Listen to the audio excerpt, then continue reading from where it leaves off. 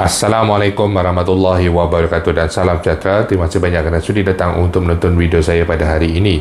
Dan bagi mereka yang baru pertama kali datang untuk menonton channel saya ataupun mereka yang masih lagi belum subscribe, saya mohon sahabat anda untuk subscribe ke channel saya. Dan bagi mereka yang dah subscribe, saya mohon anda untuk kongsikan video ini kepada rakan-rakan serta ahli keluarga anda.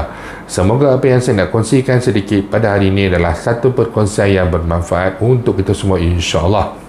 Okey, jadi hari semalam Menteri Kewangan kita Tengku Zafrul telah pun mengeluarkan video kedua berkenaan dengan impak pengeluaran KWSP, yang mana dalam video berdurasi selama 8 minit lebih ini beliau telah menjelaskan segala orang kata apa yang telah dikaunterkan sebelum ini dan memberikan penjelasan secara yang sepatutnya. Okey, pada saya apa yang dijelaskan oleh Tengku Zafrul ini adalah sangat tepat sekali daripada sudut pandangan ekonomi, dan apa saja keimbangan yang telah dinyatakan oleh beliau itu memang satu perkara yang kita perlu ambil tahu. Setidak-tidaknya beliau menjalankan tanggungjawab beliau pada saya dengan amat baik, dan ini adalah peranan beliau. Fungsi beliau sebagai Menteri Keuangan bukan sahaja memfokuskan 100% kepada isu-isu bantuan ataupun isu kemasyarakatan, tetapi juga berperanan untuk memulihkan semula ekonomi negara Malaysia selepas ataupun dalam tempoh kita dilanda pandemik COVID-19.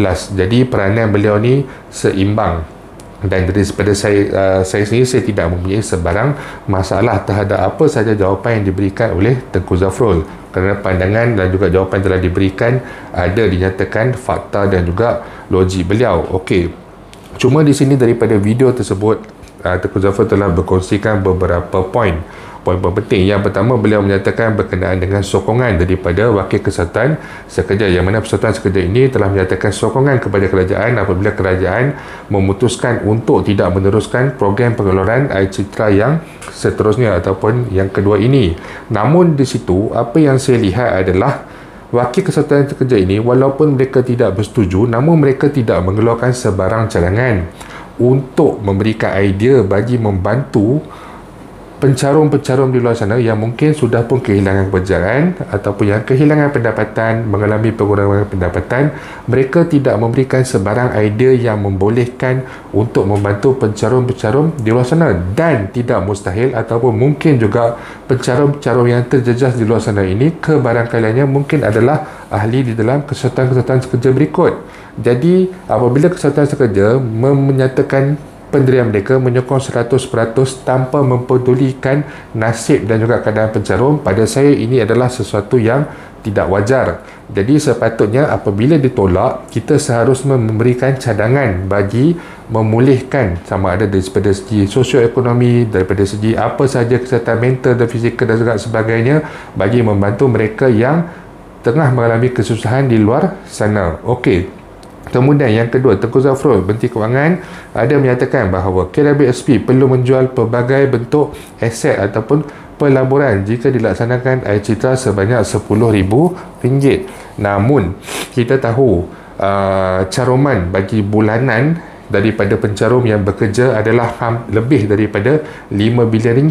Jadi untuk pengeluaran air citra yang kita minta sekarang ini secara RM10,000 one off, yang layak adalah sekitar melibatkan jumlah total sekitar lebih daripada 21 bilion ataupun 26 bilion. Jadi di sini kalaulah kata tidak boleh dilaksanakan yang pertama secara one off, kita boleh pertimbangkan untuk pelaksanaan bayaran secara bulanan, mungkin sekitar RM1,000 ataupun RM2,000 sebulan. Itu adalah lebih baik daripada menolak secara bulat-bulat. Ataupun kita boleh berbalik kepada perjuangan asal ataupun idea asal, tuntutan asal sewaktu pada hujung bulan 6 hari itu untuk meminta RM10,000 daripada RM5,000, kita meminta tambahan lagi RM5,000 untuk air citra ini. Maksud air citra yang diluluskan adalah sebanyak RM5,000, tapi kita minta ianya dijadikan sebanyak RM10,000, maksudnya tambahan lagi RM5,000.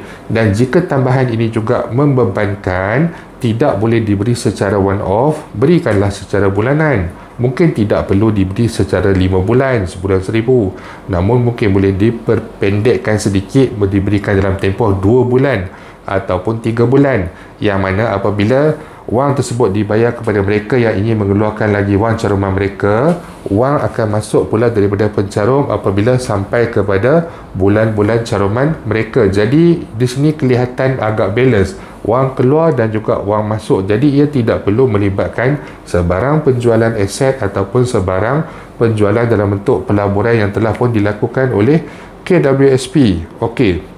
Kemudian kebimbangan terhadap pegangan saham KWSP. Okey, seperti yang kita sudah maklum, KWSP adalah antara pemegang-pemegang saham yang terbesar di dalam Malaysia ini. Banyak yang mereka, contohnya mereka memiliki saham dalam tabung haji, DG kalau tak salah saya, Highway Plus kalau tak salah saya, dan juga pelbagai sektor-sektor yang lain. Tetapi apabila Menteri Kewangan menyatakan kebimbangan beliau terhadap keyakinan pelabur dan juga keupayaan KWSP jika pengeluaran secara RM10,000 one-off ini diteruskan.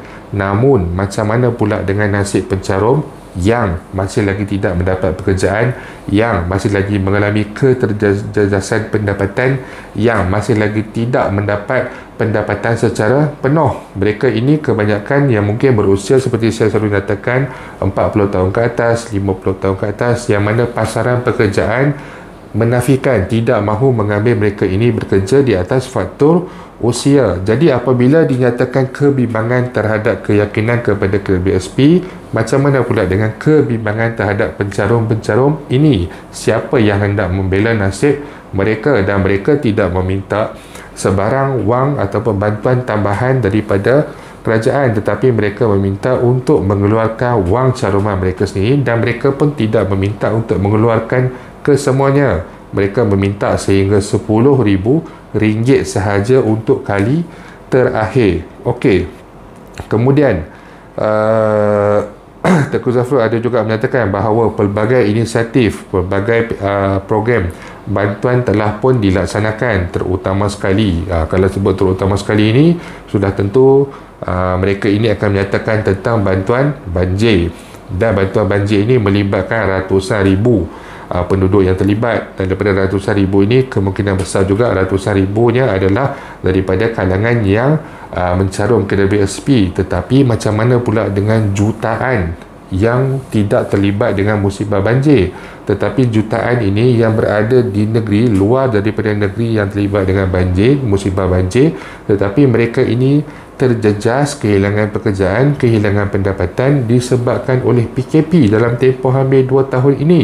Jadi macam mana pula dengan bantuan untuk mereka ini, memandangkan mereka tidak mendapat bantuan RM1,000 seperti yang masa banjir perolehi, dan mereka tidak mendapat bantuan yang boleh mencapai jumlah RM61,000 seperti mana yang mangsa banjir hadapi. Mereka tidak meminta banjir untuk melanda mereka, tetapi mereka meminta untuk diteruskan pengeluaran kali terakhir sebanyak RM10,000 kepada mereka ini. Dan juga pengeluaran ini juga seperti mana yang telah dinyatakan oleh Dr. Ashraf, mensasarkan 6.5 juta lebih pencarum, yang mana mereka ini masih lagi mempunyai baki lebih daripada RM10,000 di dalam account.